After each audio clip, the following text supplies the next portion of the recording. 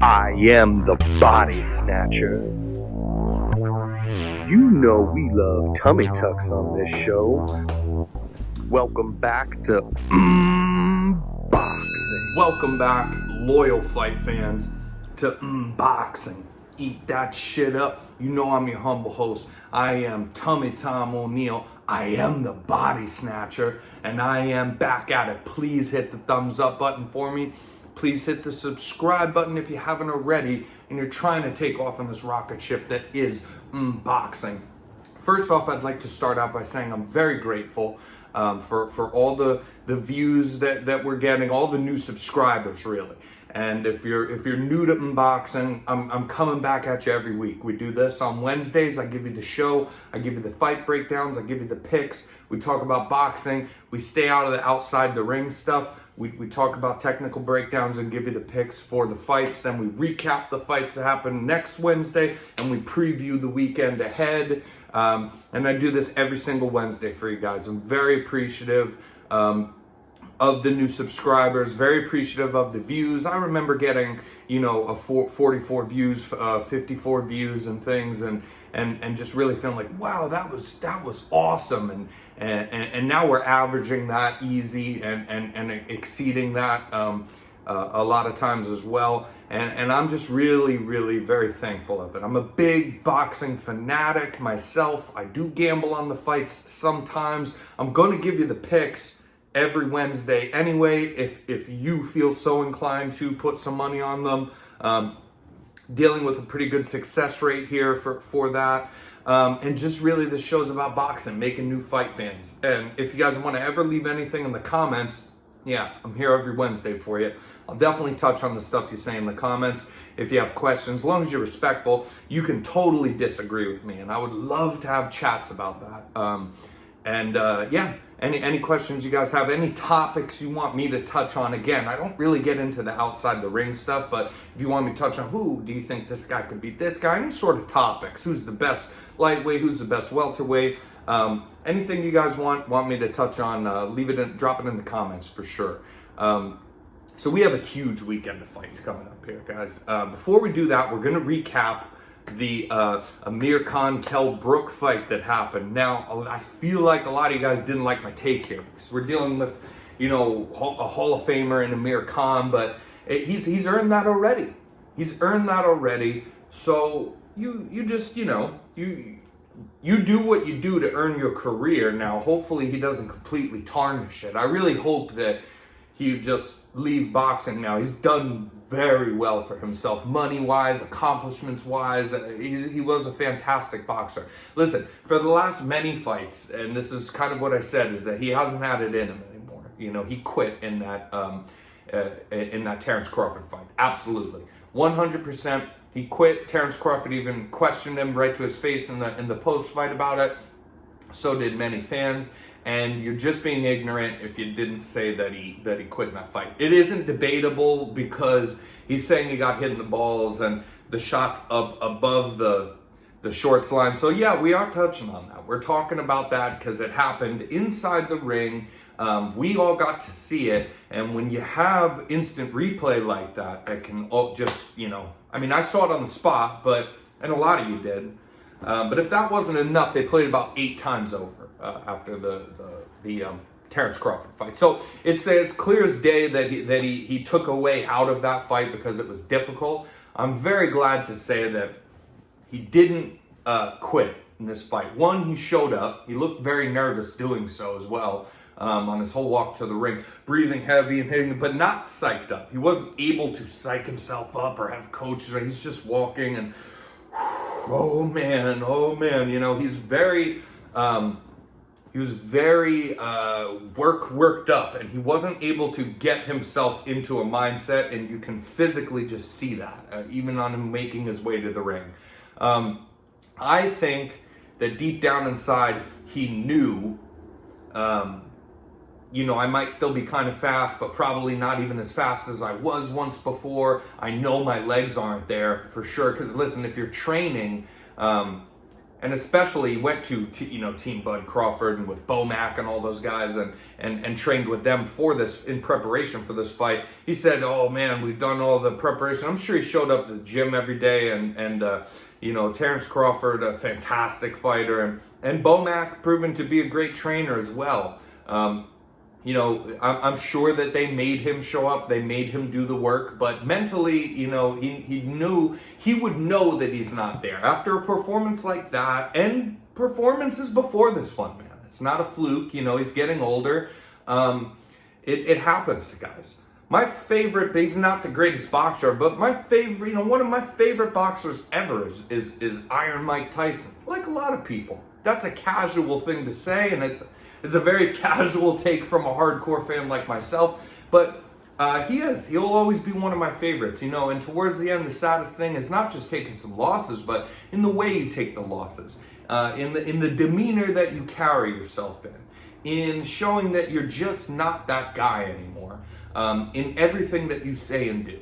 So, I'm a Conor McGregor fan. We're gonna kind of see what's left in his tank. He's not having great days right now. So it's okay sometimes. This is my point. It's okay sometimes if you really, you're a hardcore fan. You should be. This is what fighting sport. This is what sports in general are about. But especially fighting sports. It's not a team. It's a guy. He has a trainer. He has his team, but only he gets in the ring, or she. And you have fighters that you like, and that is good. And I am no different from you guys in that. I do try, over the years, I've tried to really separate myself a little bit for the gambling picks, because you'll quickly learn that you do deep down have a different impression. If you watch the fights all the time, whether it's boxing or MMA, you will come to realize that it's totally okay to like fighters that you like. You don't have to change that. But if you're going to gamble, right, you need to take closer looks at things, because you never won, not even once, ever. And it doesn't matter if the guy ends up winning. It is a golden rule. Never once get your heart involved. You don't ever say, listen, I just love Conor McGregor, and so because of that, and he's the pride of Ireland, I want to see this guy get some good wins. At least get some good wins before you go out. Let's use him as an example here. I'm a big fan of him as a fight fan, as an Irishman. I am not making picks on him. He's in a slump. He's not old, but he's getting older, and he's been through a few wars, and he's gotten so wealthy, and there's just different examples for things. A lot of these do coincide with kind of Amir Khan. He has conquered the mountain. He's come to America. He's beat great names. He's lost to some great names, but gave them good, full-throated, performances against them to try to win. And, and he's got a lot of money as well. He's made very good for himself, and he's a Hall of Famer already. So at a certain point, what I'm getting at here is, you reach a lot of goals that you set out for as a young, hungry man or woman, trying to come and make your way out of whatever it is, poverty or just a normal, like a lifestyle that you want to be something better. You have aspirations to be great. And this is where people are molded, and some have what it takes and some don't. And like for Amir Khan, for Conor McGregor, they did. They had that is a very rare thing. And Manny Pacquiao's they had what it took to get to this thing and achieve all these things. But at some point, your aspiration was maybe at first, man, how crazy would it be if I get into boxing or I get into the UFC, I'm able to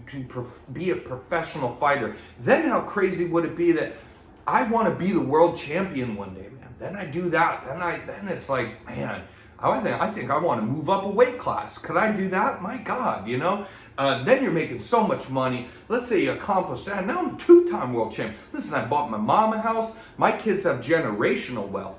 I'm not just wealthy, but I'm wealthy. I'm filthy wealthy. I can spend the money I want to spend on whatever. And my kids and even their kids, my grandkids, will see this money because I have made generational wealth.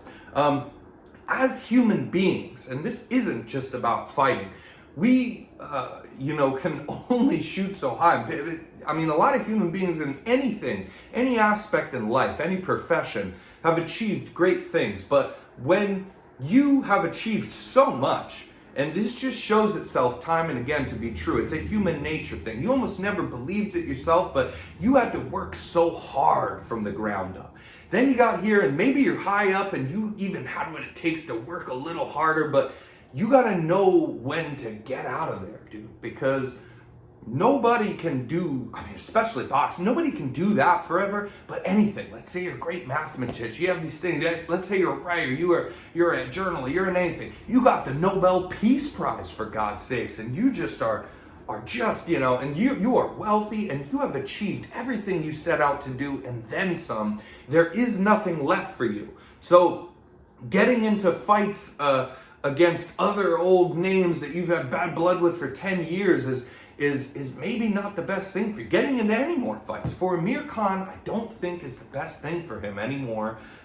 His legs are not there, and God bless him. He had a great career, and it doesn't matter if he did tarnish it. If he keeps boxing and he gets knocked out in the first round 3 more times or something, let's say, it doesn't take away his Hall of Fame career, but it does start to beat on your legacy, and younger people that are coming up in the world will start to see that. So anyways, that's my long rant about that stuff. It's okay. I'm trying to speak some truth, and I've been wrong many times in my life.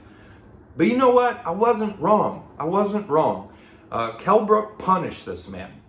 I always had a mindset that Colbert would be able to do this because I know for a fact that he's more powerful, right? They're both a bit older, but Colbert, like I touched on, has had serious wars, bad injuries, beatings in losses, and never ever quit.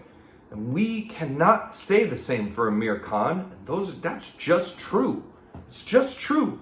It's two guys, and they're showing you what they're made of, and forget who's had the better career. They're showing you what they're made of now in the past few years, and they're showing you that, and then you're choosing to be ignorant to it and say, no, but I like Amir Khan a lot, or if anybody's not a fighter, they don't get an opinion. I get an opinion. I was right. I made some money off that fight. God bless me. Because I'm not getting my heart involved here, you guys. If you want to listen to the picks I'm giving you, I give you good reasons for it. I did that here, and that paid off. And I think Amir Khan should retire from boxing. Nobody can take what he has done in the sport away from him, because he's already accomplished it. Colbert, however, he is older, right? He is older. He has been through those wars. He's had both orbital bones broken. I like Colbert. Now, am I going to say, well, Colbert won it. Let's see, Colbert will go on and do these. No, I will give him this. I thought he did look really good, and I do think that he's maybe got some upsets left in him. I do think that, Colbert can fight a couple more younger guys, in that welterweight division there. I think he can fight, or whatever they did. This was a catchweight, I think 149. So whether they make it a welterweight thing or a junior middleweight thing, either way, I think he's got some upsets left in him, but not against the most elite guys. No, I don't, and I wouldn't like to see him take those fights, because I think that he gets very badly hurt. He has injuries that don't go away. He's wearing metal in his face because both his orbital bones have been broken. His whole entire face has been broken. And even long before that happened, he's been in wars and has just had a long career. He has more goddamn fights than Amir Khan does. So, I don't want to see him take on the very best, but I think he's got some more good upsets in him. And I always thought he'd beat Amir Khan from back in the day when Amir Khan would have been a lot more dangerous. And at this stage, I just didn't see it as a competitive fight. It wasn't a competitive fight. So moving right along, we have a great weekend coming up here in boxing, and we're going to try to run through this real quick. When I say a great weekend, what I mean is on the PBC and or Showtime card. I forget if it's PBC or Showtime. They're both Al Heyman things, and the promotional things are weird because that's the only guy that works within two platforms that is a promoter. So these are Al Heyman guys. They float back and forth between PBC and Showtime. But I think this is a PBC card where you have Chris Colbert taking on Hector Garcia. I think this will be an absolute stomping from Chris Colbert.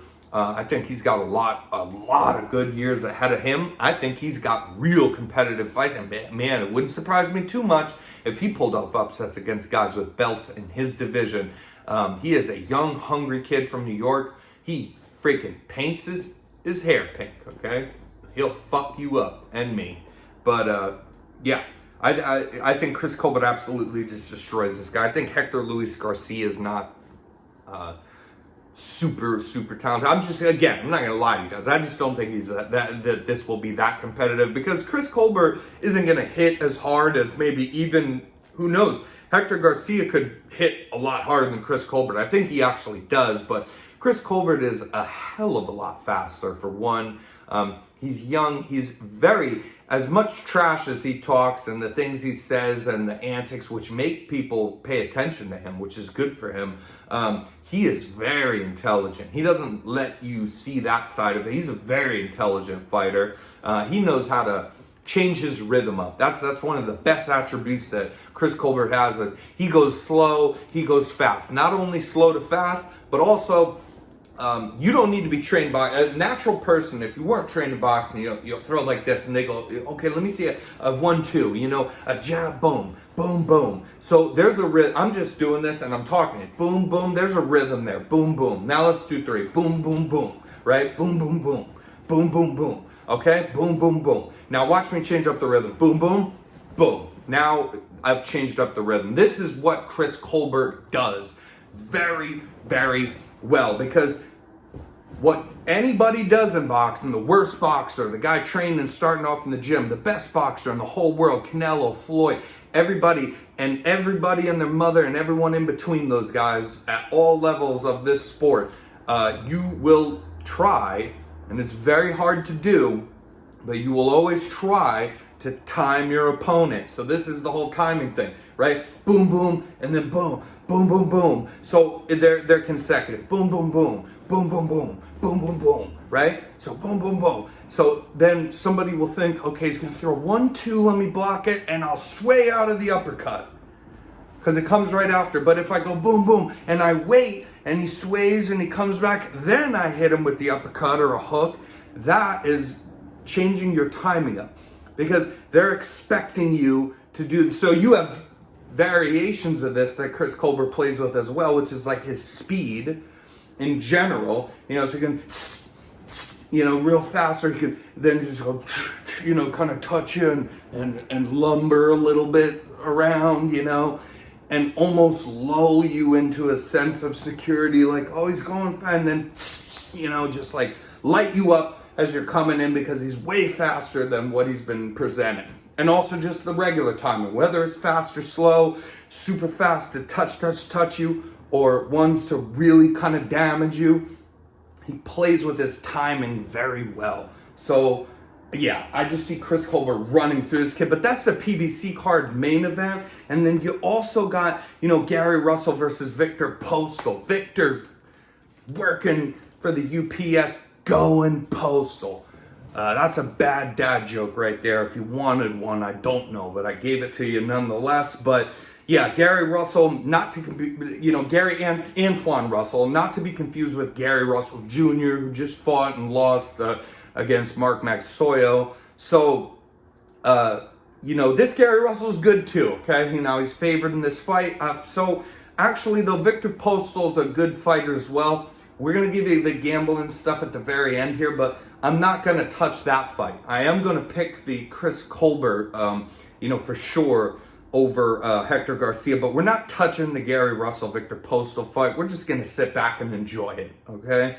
That's on the PBC card. Also making his way, I believe that it's onto this card, is a name you might know. If you've been watching this show, you should, is Guillermo Rigondeaux, one of our favorites.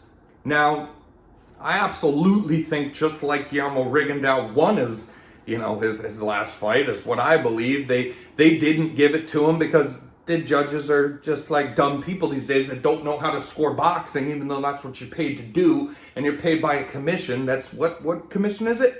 It's a boxing commission. So you should know the rules of boxing.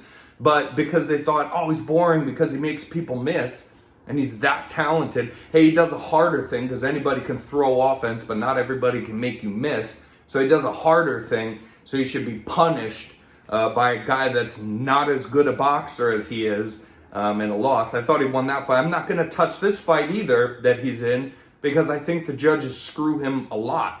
I think they've screwed him before and they'll do it again because of his fighting style. But nonetheless, he is making a return on that card as well. The DAZN card, we have Lawrence Okolie taking on Kieslik.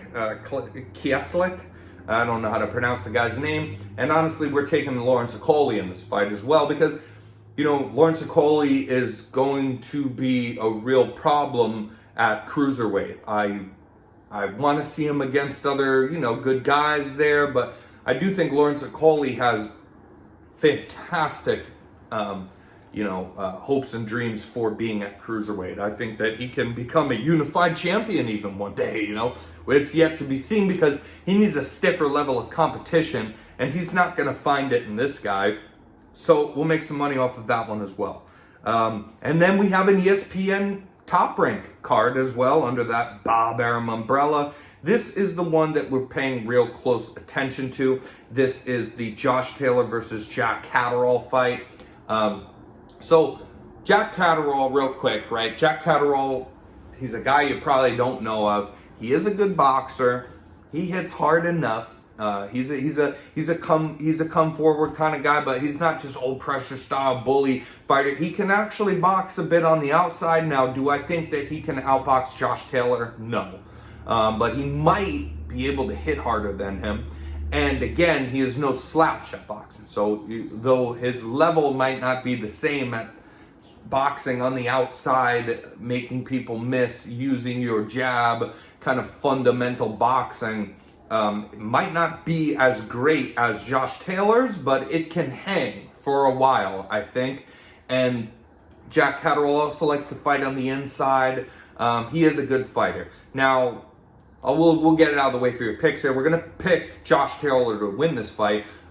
Josh Taylor unified all these belts at 140 pounds, junior welterweight, against Ramirez, right, when they fought in his last fight last year. And I picked Ramirez to win that fight. What I did is I listened to Teddy Atlas, and he talked me into, because it's something I've touched on as well, that I really do think, you know, a lot of the UK fighters, it's like the best atmosphere to have a fight in anywhere over there in London, Scotland, Ireland, you know, they just have a fantastic environment for fans, for fighters to be in for these big events. It's a bigger sport over there. It's more like football is here to us, and everybody knows about it. People's mothers know about the fights coming. So it's great in that sense, but I do think that their fighters are not as good as ours, as American fighters. And I have shared that opinion for a long time. I heard Teddy touch on that before Josh Taylor fought Ramirez, and I thought to myself, you know, and I do know both the guys already, and I thought it's a close fight, and I just threw some money on Ramirez. Josh Taylor just spanked that kid, knocked him down, I think, twice in the fight. Although Ramirez did come win some rounds, you know, those ones that he's getting knocked down in are 10-8s right there, and he's lost other rounds besides those as well. Very deservingly, he did lose that fight. And Josh Taylor just impressed me. I thought it'd be a closer fight than that, even if Ramirez did lose. Josh Taylor just is very impressive. He came also, the other thing is Josh Taylor came into that Ramirez fight off of a fight against Regis Prograis, and I thought Prograis won that fight against Josh Taylor. I thought they kind of robbed him a little bit. I think that one was in London or something, and I think they just gave that more to Josh Taylor's a little favoritism thing, because it was a close fight, but I definitely scored that for Regis. So, you know, Josh Taylor moving on to bigger, better things in the world. He's moving past these people. Now, Jack Cadderall, you might think this is just a mandatory, this a da-da-da. It is and it isn't as well, because don't just think this is regular boxing stuff that's going on. What's actually happening here is that Jack Cadderall was supposed to have this fight with Josh Taylor before. He took step-aside money, but only he said they wanted to make the Ramirez fight on ESPN. They wanted it, to be here. They wanted it to be a big deal. And it was, and it's a unification for all the belts, one champion and one division, and that's it. It's very rare that it happens in boxing, so they really wanted to put that fight together. And so Cadderall said, I will accept the step aside so that you can have Josh Taylor fight Ramirez, but only, I'm not just doing this for the money, it's only if you guarantee me a shot at the winner of that fight for all the belts. So the only reason that fight took place is because Jack Cadderall, stepped aside, but also put it as a stipulation, I'm next. And it's not after, it's not long after, there's no excuses. I get the winner of these two guys, which instead of just fighting Josh Taylor for some belts, he'll get all the belts if he wins the fight. I do think it'll be a good fight. I think the most interesting part of this fight will be the first couple rounds, because Catterall's got a little herky-jerky style because he changes the way he fights, inside, outside, inside, outside. And I think he can make it a little bit tricky there. Now, as the fight goes on either way, I think it favors Josh Taylor. I do think Josh Taylor wins this fight, but you're going to want to keep your eyes on the first few rounds of this fight. I'd say the first 4 rounds will be very telling, because if Cadderall is losing those, the fight is just abandon all hope. But if Catterall wins the majority of those first 4 rounds, if he even takes 2 of those first 4 rounds, especially if he takes 3 and he's winning the fight 4 rounds in, I think it gets a lot better of a fight, a lot closer of a fight down the stretch later on. But yeah, and the odds will be good for you. Just looked this up earlier for what I'm going to place my bet at. We are going to take Chris Colbert over Hector Garcia.